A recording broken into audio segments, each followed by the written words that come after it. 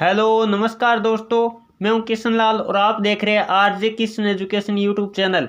जल्दी से सभी विद्यार्थी लाइव आ जाएगा। जैसा कि आप सभी को मालूम है, रेगुलर शाम 8:30 बजे हमारी लाइव क्लास लगती है।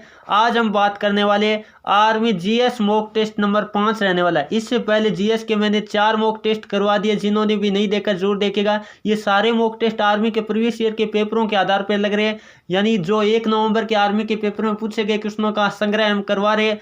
आज हम बात करने वाले आर्मी टारगेट बेस जो 2021 हमने शुरू किया था, उसकी क्लासेस रेगुलर चल रही है, जो कि आर्मी जीडी हो, ट्रेडमैन हो, टेक्निकल हो, एनए हो, एसकेटी हो, टीए, या जिनका 31 जनवरी या 28 फरवरी को आर्मी रिलेशन भर्ती का पेपर है, उन सभी के लिए क्लासेस बेहद ही इंपॉर्टेंट साबित होने वाली है। चलिए दोस्तों, बिना देरी किए सेशन की तरफ बढ़ते। इससे पहले सभी विद्यार्थियों को जय हिंद, राम राम, जय श्री कृष्णा, राधे राधे, जय मां शारदे। और आज की क्लास में मैं आप सभी विद्यार्थियों को टारगेट देता हूं 13+ का।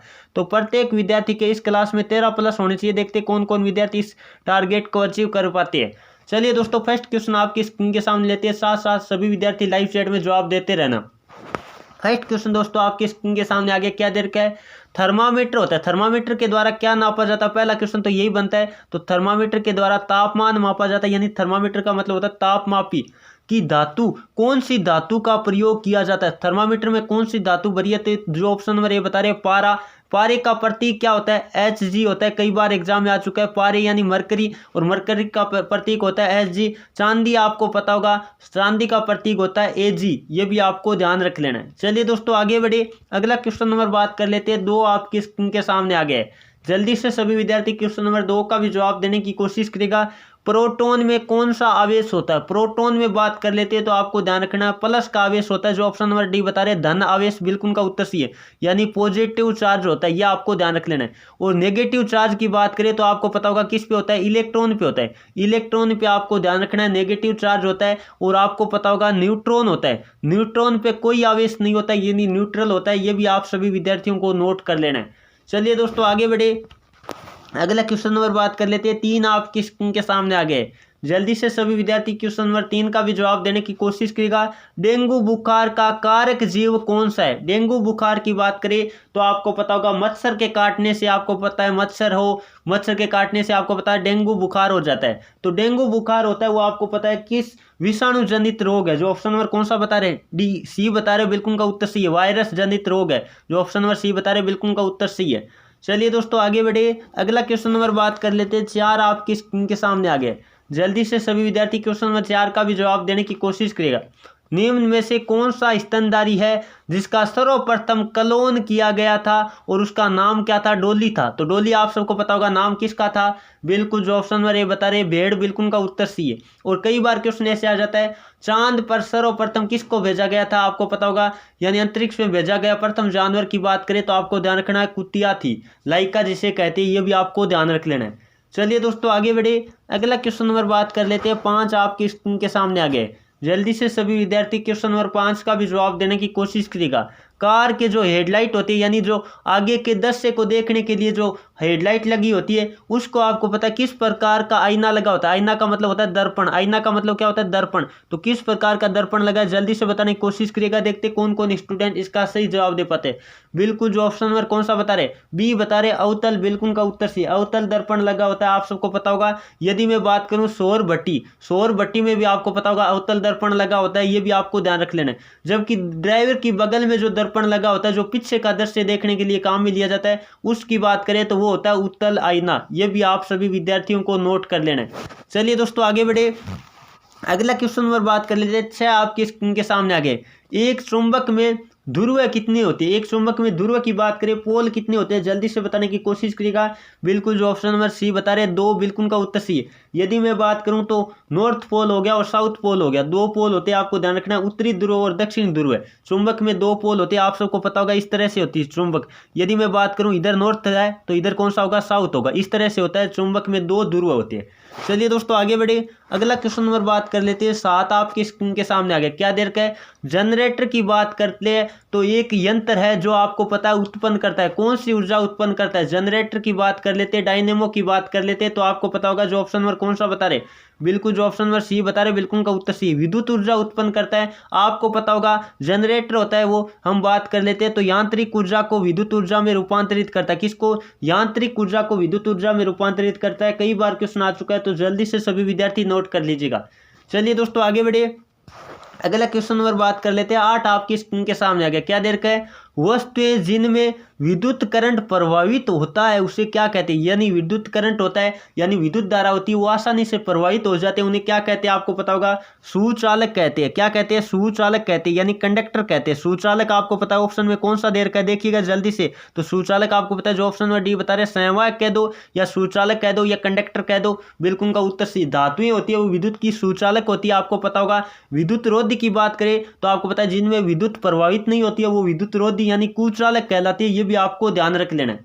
चलिए दोस्तों आगे बढ़े, अगला क्वेश्चन नंबर बात कर लेते हैं 9 आपकी स्क्रीन के सामने आ गया। क्या दे रखा है? निम्नलिखित में से गतिज ऊर्जा का फॉर्मूला क्या है? तो गतिज ऊर्जा का फॉर्मूला आप सबको पता होगा 1/2 mv² होता है। mv², m क्या बात करें तो ये होता है द्रव्यमान, और v की बात करें तो वेग होता है। ये आप सबको पता होगा। यदि मैं बात करूं यहाँ तो आपको बताना है गतिज ऊर्जा का फॉर्मूला कौन सा है, बिल्कुल जो ऑप्शन नंबर ए बता रहे 1/2 mv², बिल्कुल का उत्तर सही है।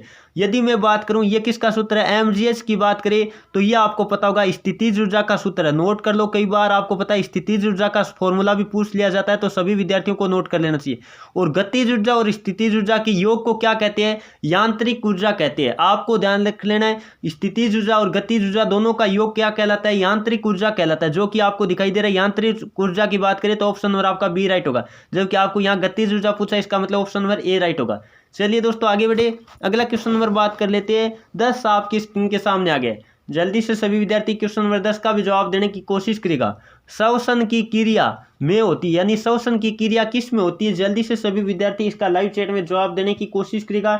बिल्कुल जो ऑप्शन नंबर कौन सा बता रहे, ऑप्शन नंबर जो बी बता रहे, बिल्कुल का उत्तर सही है। आपका ऑप्शन नंबर बी राइट होगा, माइटोकांडिया। और माइटोकांडिया को आपको पता होगा कोशिका का पावर हाउस, बिजली घर कह दो या ऊर्जा घर कह दो, किसे कहते हैं? इंपॉर्टेंट क्वेश्चन है, सभी विद्यार्थी नोट कर लो। यानी कोशिका का बिजली घर, कोशिका का पावर हाउस किसे कहा जाता है? तो माइटोकांडिया को कहा जाता है। चलिए दोस्तों, और आपको पता होगा कोशिका की आत्मघाती थैली किसे कहा जाता है? लाइसोसोम को कहा जाता है। ये भी सभी विद्यार्थियों को नोट कर लेना है। चलिए दोस्तों अगला क्वेश्चन नंबर बात कर लेते हैं 11 आपके स्क्रीन के सामने आगे। बहुत ही शानदार क्वेश्चन है, जल्दी से सभी विद्यार्थी क्वेश्चन नंबर 11 का भी जवाब देने की कोशिश करेगा। एक व्यक्ति जो 10 मीटर से ज्यादा नहीं देख सकता है उसको कौन सा रोग होता है? जल्दी से बताने की कोशिश करेगा। पहले बात तो ये अंग्रेजी के शब्द दे रखे, कई विद्यार्थी हिंदी मीडियम के होते हैं उनको पता नहीं चल पाता है। ये क्वेश्चन आपको पता होगा 1 नवंबर के आर्मी के पेपर में पूछे गए सारे क्वेश्चन, तो इसीलिए इंपॉर्टेंट है आगामी एग्जाम के लिए।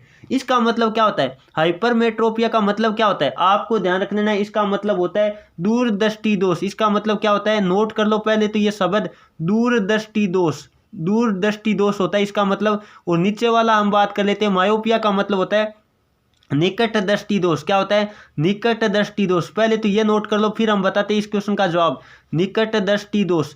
अब यदि मैं बात करूं दूरदृष्टि दोष का मतलब क्या होता है? दूरदृष्टि दोष का मतलब होता है दूर तो साफ दिखाई देता है और नजदीक नहीं दिखाई देता है। दूरदृष्टि दोष का मतलब क्या होता है? दूर तो साफ दिखाई देता है और नजदीक नहीं दिखाई देता है। दूर साफ दिखाई देता है, आपको पता है, नजदीक नहीं दिखाई देता, ये आपको ध्यान होगा। यदि मैं बात करूं निकट दृष्टि दोष की, तो निकट में साफ दिखाई देता है निकट, और दूर साफ नहीं दिखाई देता। ये आपको पता होगा साफ कहां दिखाई देता है। पहले मैं लिख देता हूं, ये काफी सारे विद्यार्थियों के कंफ्यूज रहती है, आज मैं दूर कर देता हूं। साफ कहां दिखाई देता है? दूर दृष्टि दोष में दूर साफ दिखाई देता है, और निकट दृष्टि दोष की बात करें तो निकट साफ दिखाई देता है। अब आपकी सारी कंफ्यूज दूर हो जाएगी, यानी निकट दृष्टि दोष में निकट साफ दिखाई देता है और दूर दृष्टि दोष में दूर साफ दिखाई देता है। साफ दिखाई देता है जो नाम आता है उसके अनुसार। अब बात कर लेते हैं, आपको कहता है 10 मीटर से ज्यादा नहीं दिखाई देता है, यानी 10 मीटर तक साफ दिखाई देता है, यानी 10 मीटर तक तो साफ दिखाई देता है। यानी हम बात कर लेते हैं निकट तो साफ दिखाई देता है लेकिन दूर नहीं दिखाई देता। इसका मतलब ऑप्शन नंबर आपका क्या राइट होगा? डी राइट होगा, मायोपिया होगा। बहुत ही शानदार क्वेश्चन था, यदि थोड़ा सा आपके दिमाग में आता तो ये क्वेश्चन आपका गलत बिल्कुल भी नहीं होता। आपको ध्यान रखना है, निकट दृष्टि दोष का मतलब क्या होता है? निकट साफ दिखाई देता है, 10 मीटर तक तो साफ दिखाई दे रहा है लेकिन आगे नहीं दिखाई दे रहा है। इसका मतलब दूर साफ नहीं दिखाई देता है। किसमें? निकट दृष्टि दोष में आपको ध्यान रखना है दूर साफ नहीं दिखाई देता है, और दूर दृष्टि दृष्टि दोष में निकट साफ नहीं दिखाई देता है, दूर साफ दिखाई देता है। ये सारे कंफ्यूज आपके आज मैंने दूर कर दिए। चलिए दोस्तों आगे बढ़े, अगला क्वेश्चन नंबर बात कर लेते हैं। 12 आपकी स्क्रीन के सामने आ गया, क्या दे रखा है? आयोडीन विलयन का प्रयोग के उपस्थिति का पता लगाने में किया जाता है, यानी आयोडीन विलयन का उपयोग किसकी उपस्थिति का पता लगाने में किया जाता है? बिल्कुल जो ऑप्शन नंबर सी बता रहे स्टार्च, बिल्कुल का उत्तर सही है। बहुत ही शानदार क्वेश्चन है टेक्निकल वालों और बायोलॉजी जो हम बात कर लेते हैं नर्सिंग असिस्टेंट का, उनके लिए बेहद इंपॉर्टेंट है। हालांकि ये जीडी के पेपर में पूछा गया क्वेश्चन है। चलिए दोस्तों आगे बढ़े, अगला क्वेश्चन नंबर बात कर लेते हैं। 13 आपकी स्क्रीन के सामने आ गए, क्वेश्चन आपको दे रखा है मानव शरीर में पानी की कमी को कहा जाता है, मानव शरीर में पानी की कमी को क्या कहा जाता है? निर्जलीकरण कहा जाता है। जो ऑप्शन नंबर सी बता रहे बिल्कुल का उत्तर सही है, डिहाइड्रेशन कहा जाता है। क्या कहा जाता है? डिहाइड्रेशन कहा जाता है। और जल योजन यानी हम बात कर लेते हैं हाइड्रेशन कहा जाता है। पानी की ज्यादा आपूर्ति हो जाती है, वो हाइड्रेशन कहलाता है। ये भी आपको ध्यान रख लेना है। चलिए दोस्तों आगे बढ़े, अगला क्वेश्चन नंबर बात कर लेते हैं। 14 आपके स्क्रीन के सामने आ गए, क्या दे रखा है? जल शुद्धिकरण के लिए कौन सा रसायन प्रयोग किया जाता है? तो जल के शुद्धिकरण में आपको पता होगा क्लोरीन गैस का उपयोग किया जाता है। जो ऑप्शन नंबर डी बता रहे बिल्कुल का उत्तर सही है। क्लोरीन का प्रतीक कई बार एग्जाम में आ चुका है, Cl होता है, C कैपिटल होता है और L स्मॉल होता है। चलिए दोस्तों आगे बढ़े, और नाइट्रोजन आपको पता होगा चिप्स की थैलियों में भरी जाती है। और कार्बन डाइऑक्साइड की बात करें तो आपको पता होगा जो यानी वो बात कर लेते हैं प्रकाश का सर्वाधिक हम बात कर लेते हैं गर्म इसी के कारण होता है कोई भी ग्रह। जैसे आपको पता होगा शुक्र सबसे गर्म क्यों होता है? क्योंकि उसका आपको पता है वायुमंडल किसका होता है? कार्बन डाइऑक्साइड का होता है। इसका सूत्र क्या होता है? CO2 होता है। चलिए दोस्तों आगे बढ़े, अगला क्वेश्चन नंबर बात कर लेते हैं। 15 आपकी स्क्रीन के सामने आ गया, क्या दे रखा है? सोनार शुद्ध सोने को हम बात कर लेते हैं बनाने के लिए उसमें थोड़ी मात्रा में क्या मिलाता है? तांबा मिलाता है। आपको पता होगा शुद्ध सोने की बात कर लेते हैं, शुद्ध सोने की बात करें तो वो 24 कैरेट का होता है। कितने कैरेट का होता है? 24 कैरेट का होता है। जो कि आपको पता है उससे आभूषण नहीं बनाया जा सकता, तो उसमें क्या मिलाया जाता है? तांबा मिलाया जाता है। क्यों मिलाया जाता है आपको पता होगा, यानी सोने को क्या करने के लिए? कठोर बनाने के लिए। जो ऑप्शन नंबर कौन सा बता रहे? ये बता रहे बिल्कुल का उत्तर सही। बहुत ही आसान क्वेश्चन था, काफी सारे विद्यार्थियों ने लाइव चैट में जवाब भी दे दिए। ये थी दोस्तों आज की क्लास। आज की क्लास में यदि आपके 13+ क्वेश्चन राइट हुए तो आपकी तैयारी बेहतर है, और 15/15 करने के लिए रेगुलर हमारे साथ जुड़ेगा। एग्जाम तक आपको मैंने टारगेट दिया था, टोटल 50 में से 50 क्वेश्चन राइट करके दिखाएंगे, जो हमारा टारगेट बरकरार रहेगा। और आपको रेगुलर हमारे साथ जुड़ना है, रेगुलर शाम 8:30 बजे। काफी सारे विद्यार्थी कॉमेंट करते रहते हैं सर लाइव क्लास कितने बजे होती है? तो रेगुलर शाम 8:30 बजे आपकी लाइव क्लास होती है, जिनका 31 जनवरी या 28 फरवरी 2021 में एग्जाम होने वाला है रिलेशन भर्ती का, या कोई भी इस तरह से एग्जाम आपका होने वाला है। तो बहुत ही शानदार ये क्लास आपके लिए साबित होने वाली है, और जो फिजिकल की तैयारी करें उनके लिए तो बहुत ही ज्यादा लाभदायक ये क्लासें होने वाली है, क्योंकि आप रेगुलर हमारे साथ प्रैक्टिस करोगे तो आपके एग्जाम तक पूरा मैटर आपके दिमाग में फिट हो जाएगा, और 50/50 आप बिना मतलब हड़बड़ाई करके आओगे। बिल्कुल भी टेंशन आपको नहीं लेना है, रेगुलर हमारे साथ बस आप क्लास लेते रहेगा। चलिए दोस्तों ये थी आज की क्लास, कैसी लगी कमेंट करके जरूर बताएगा। उम्मीद करता हूँ आज की क्लास आपको पसंद आए तो क्लास को लाइक कीजिए और अपने दोस्तों में शेयर कीजिएगा। चलिए दोस्तों आज के सेशन को यहीं समाप्त करते हैं। Thank you for watching. जय हिंद, जय भारत।